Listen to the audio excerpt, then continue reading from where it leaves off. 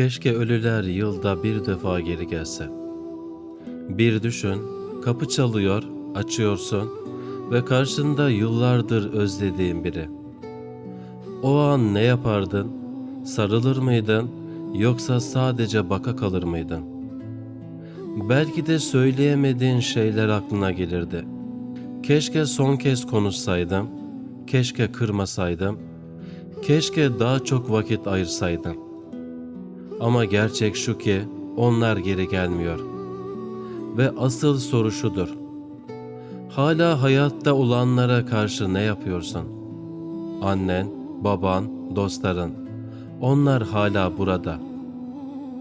Belki de bir gün onlar için de keşke diyeceksin. O yüzden geç kalmadan bir mesaj at, bir sarıl, bir gönül al. Çünkü bazı pişmanlıkların telafisi yoktur.